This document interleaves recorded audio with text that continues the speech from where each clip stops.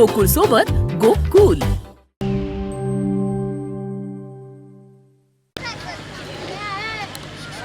ही लोकसभेची निवडणूक अत्यंत महत्वाची आहे. मोदींना तिसऱ्यांदा सत्ता द्यायची का नाही याचा निर्णय करायचा आहे. दिल्लीमध्ये भाजपचं सरकार ठेवायचं का सत्तांतर करायचंय याचा फैसला करायचा आहे. त्याचबरोबर काही निवडणुकीचे प्रमुख मुद्दे उपस्थित झालेले आहेत, त्याला मी थोडक्यात स्पर्श करणार आहे. नुकतीच पंतप्रधानांची कोल्हापूरला सभा झाली, काल कराडला झाली. आपल्या परिसरामध्ये ते मुक्काम करतायत, सभा घेतायत. पण त्या भाषणातून मला एक अपेक्षा होती की जी पार्टी, जी व्यक्ती गेली 10 वर्ष देशावर राज्य करते, तर त्यांनी तिसऱ्या निवडणुकीला सामोरं जाण्यापूर्वी 10 वर्षात त्यांनी काय काम केलं याचा कामाचा आढावा, कार्यपालन अहवाल हा ते सादर करतील अशी आमची रास्त अपेक्षा होती. त्यांनी 2014च्या निवडणुकीपूर्वी जी आश्वासनं दिली होती, नोटबंदी करताना जी आश्वासन दिली होती, महाराष्ट्रात जी आश्वासन दिली होती, ती का पूर्ण झाली नाही याबद्दल ते काही बोलतील. आणि आता पुढच्या 5 वर्षात आम्ही ती पूर्ण करायचा प्रयत्न करू असं सांगतील. एका बाजूला 400 पारची घोषणा, भाजपचे स्वबळावर 370, महाराष्ट्रात महायुतीला 48 पैकी 45 मोठ्या मोठ्या घोषणा होत आहेत. पण मला आश्चर्य वाटलं की पंतप्रधान दोन्ही सभामध्ये आणि महाराष्ट्रातल्या एकाही सभेमध्ये आपल्या 10 वर्षाच्या कामाबद्दल काहीच बोलत नाही. त्यांनी आश्वासने का पूर्ण केली नाहीत, का करू शकली नाहीत याबद्दल काही बोलत नाही. ते बोलतायत काँग्रेसच्या जाहीरनाम्याबद्दल आणि काँग्रेसच्या जाहीरनाम्यामध्ये नसलेल्या बाबीबद्दल. मनगडंत गोष्टी काँग्रेस जाहीरनाम्यात घालतायत, काँग्रेसच्या नेत्यांच्या तोंडात घालतायत. 400 पारचं काय झालं? तुमचे जर 400 पार खासदार येणार असेल, तुमचं सरकार पुन्हा येणार असेल, तर तुम्ही तुमच्या जाहीरनाम्यात सांगा, आम्ही येणार आहे निवडून, आम्ही हे करणार आहे. तुम्ही काँग्रेसच्या जाहीरनाम्याबद्दल बोलताय. अतिशय उत्कृष्ट आमचा जाहीरनामा आहे. नसलेल्या बाबी, काँग्रेस सत्तेवर आले तर तुमचं मंगळसूत्र घेऊन जातील, काँग्रेस सत्तेत आले तर तुमच्या दागिन्याचं ऑडिट होईल, दागिने सगळे आतंकवाद्यांना देतील, वारसा कर लावतील. काहीच्या काही, म्हणजे कुठला जाहीरनाम्याचा काही संबंध नसलेला. पंतप्रधानांच्याकडून ही अपेक्षा नव्हती मला. काँग्रेस आलं तर आरक्षण रद्द करतील. ज्या काँग्रेसनं या देशाला संविधान दिलं, स्वातंत्र्य मिळवून दिलं, त्यामध्ये आरक्षणाची व्यवस्था केली, आम्ही त्या आरक्षणाला धक्का लावू का? उलट आपल्याला आठवत असेल की संघाचे अध्यक्ष, RSSचे अध्यक्ष भागवत बोलले होते की आरक्षण समाप्त केलं पाहिजे. मित्रांनो, आपण जर काँग्रेसचा जाहीरनामा पाहिला तर त्यामध्ये आम्ही 5 घटकांना काही आश्वासन दिले, त्याला आम्ही गॅरंटी म्हटलेलं आहे. युवकांना, महिलांना, शेतकऱ्यांना, कामगारांना आणि जे वंचित, दलित, शोषित घटक आहेत त्यांना एक नवीन समानतेचं आश्वासन, जनगणना करून, सोशिओ इकॉनॉमिक सेन्सस करून ज्याची जी परिस्थिती आहे त्याचं वास्तव शोधून काढून. राहुल गांधी म्हणतात आम्ही एक्सरे करू, आणि त्यांना न्याय द्यायचा प्रयत्न करू. या 5 घटकांना आम्ही न्याय देणार आहे. मगाशी काही उल्लेख झाला. आणि आमची आश्वासनं मोदींसारखी पोकळ आश्वासनं नाहीत. आणि कर्नाटकमध्ये जी 5 आश्वासनं 5 गॅरंटी दिल्या होत्या त्या मी सरकार आल्यावर अंमलात आणलेल्या आहेत. तुम्ही शेजारी बेळगावला गेला, कर्नाटकला गेला, बसमध्ये बसला तर 70% जिथे भगिनी वर्ग बसलेला असतो. हे कधी आपल्या दूरच्या नातेवाईकांना भेटण्याची कल्पना करू शकत नव्हत्या, परवडत नव्हतं.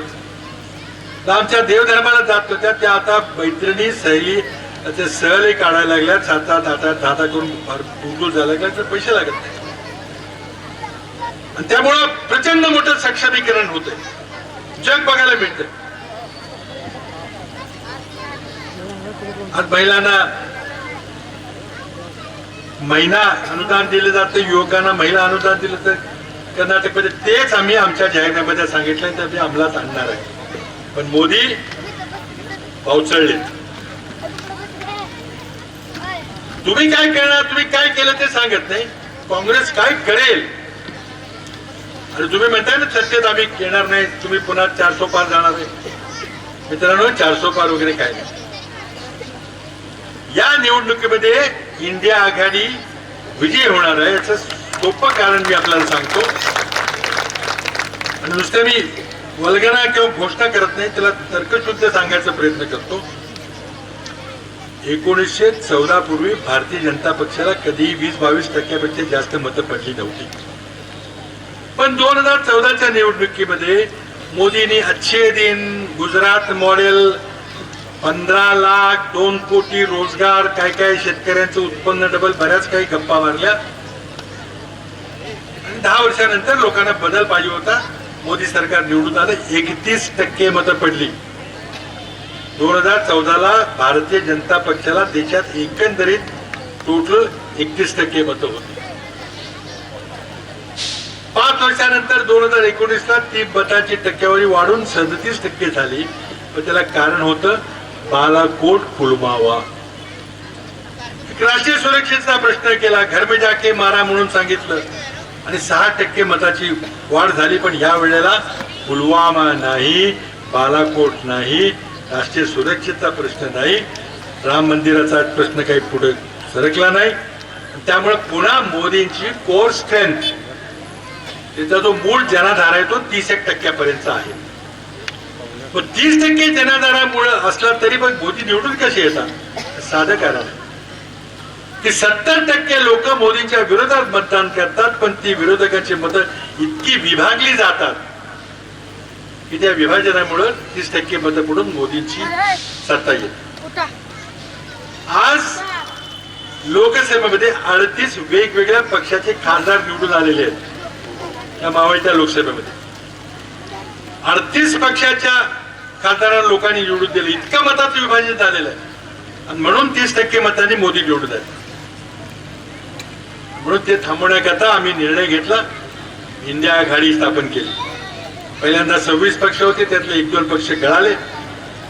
पण आजही व्यापक आघाडी दिल्लीमध्ये आहे, युपी मध्ये आहे, बिहारमध्ये आम्ही एका प्रकारे केलेली आहे, महाराष्ट्रात महाविकास आघाडी आहे, तामिळनाडूमध्ये आहे.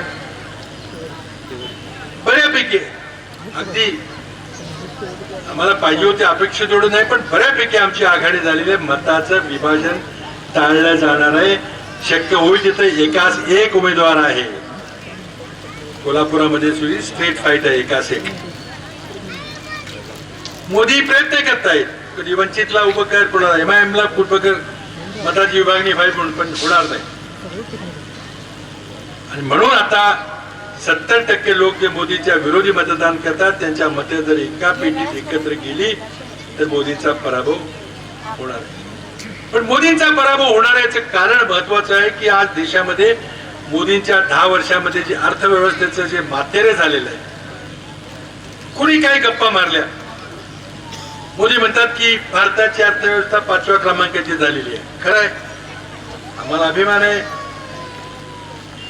की आपली देश आज 5व्या क्रमांकावर आहे. पण मोदींच्या कार्यकालामध्ये अर्थव्यवस्था मंदावलेली आहे. तर मनमोहन सिंग यांच्या 10 वर्षाचा कार्यकाळ आपण पाहिला, त्या 10 वर्षाचा आर्थिक विकास जर पाहिला, मोदींच्या काळात देखील तोच आर्थिक विकास जर आपल्याला ठेवता आला असता तर आज आपल्या देशाची अर्थव्यवस्था ही 3ऱ्या नंबरवर असती, 5व्या नंबर. आणि मोदींच्या काळामध्ये अर्थव्यवस्था का घसरली? नोटबंदी, जीएसटी, अचानक लॉकडाऊन करून ते परप्रांतीय मजूर होते त्यांची काय परिस्थिती झाली? शेती कायदे बदलले, वर्षभर आंदोलन शेतकऱ्यांनी केलं.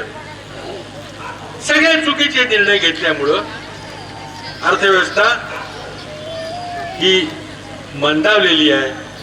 हे आकडे माझे नाहीत तर हे आंतरराष्ट्रीय नाणेनिधी आणि जागतिक बँकेचे आकडे, भारत सरकारने दिलेले आकडे. त्यामुळं रोजगार निर्माण होत नाही, त्यामुळे बेरोजगारीचा प्रचंड मोठा प्रश्न निर्माण झालेला आहे. मोदी सरकारला सरकार चालवताना पैसे मिळत नाहीत, पैसे पुरत नाहीत, भरमसाठ कर्ज काढावे लागतात. मनमोहन सिंगचा काळ जेव्हा संपला तेव्हा देशावर 55 लाख कोटी रुपयाचं कर्ज होतं, ते आज जवळजवळ 200 लाख कोटीकडे गेलेलं आहे. इतकं कर्ज काढूनही देश चालवता येत नाही. मग भरमसाठ कर लावले गेले, डिझेल, पेट्रोल, स्वयंपाकाचे गॅस महाग करून टाकले, खताच्या किमती वाढवल्या, जीएसटी लावला. या करातून फक्त पेट्रोलियम पदार्थांच्या करातून मोदी 32 लाख कोटी 10 वर्षात त्यांनी कमवले. सरकार चालवायला पैसे लागतात. कर्ज काढलं, कर लावले तरी बी चालत नाही. आता सरकारी कंपन्यांची विक्री चालू केलेली आहे. एखाद्या कुटुंबावर जर वाईट प्रसंग आला तर घरणीचं मंगळसूत्र घाण ठेवायचा शेवटचा उपाय आपण जोडतो, त्या प्रकारे सरकारी कंपन्या ज्या नेहरूंनी, इंदिरा गांधींनी स्थापन केल्या त्या कंपन्या विकायचं झालेल्या आहेत. LIC आपली विमा company, Bharat petroleum, lignite corporation, अनेक कंपन्या विकायचं चाललं. एअर इंडिया विकून टाकली पातीमोल भावात, देशाची विमान कंपनी. कसली तुम्ही अर्थव्यवस्था चालवताय? आणि म्हणून आज बेरोजगारीचा प्रश्न निर्माण झालेला आहे, महागाईचा प्रश्न निर्माण झालेला आहे. इतके भयंकर कर लावलेले आहेत, डिझेल पेट्रोलला कर लावले की सगळ्याच गोष्टी महाग होतात. आणि शेतकरी प्रचंड मोठ्या प्रमाणात आत्महत्या का करतात? तर मोदी अक्षरशः शेतकऱ्यांच्यावर सूड उगवत आहे. मोदींनी 3 कृषी कायदे बदलले, शेतकऱ्यांनी आंदोलन केलं, वर्षभर केलं, 700 लोकांनी बलिदान दिलं तिथं दिल्लीमध्ये. शेवटी मोदींना ते 3 कायद्यामध्ये केलेले बदल परत घ्यावे लागले. आपल्या उद्योगपती मित्रांना सगळा अन्नधान्याचा व्यापार त्यांना हस्तांतरित करायचा होता, अदानी अंबानीला. पण शेतकऱ्यांच्या त्या आंदोलनामुळे मोदींना 3 शेती कायदे परत घ्यावे लागले. मोदींचा अपमान झाला. देशातल्या शेतकऱ्यांनी अक्षरशः मोदी सरकारचं नाक मातीत रगडलं. त्या अपमानाचा बदला आता मोदी शेतकऱ्यांच्यावर घेत आहेत. जरा शेतीमालाचे भाव वाढायला लागले की मोदींनी निर्यात बंदी टोकली. साखरेवर निर्यात बंदी, तांदळावर निर्यात बंदी, गव्हावर निर्यात बंदी, कांद्याचे दर वाढायला लागले. 40 रुपये किलो पर्यंत कांदा गेला. शेतकऱ्यांना गणित केलं, माझे 2 एकर रान आहे, कांदा इतके क्विंटल कांदा निघेल, पुढे 40 किलो प्रमाणे विकले तर इतके पैसे मिळतील. मोदींनी एकदम निर्यात बंदी करून टाकली. कांद्याचा दर 6 रुपये आला. अडाणी शेतकरी सुद्धा ही साधं गणित करू शकतो. किती नुकसान झालं?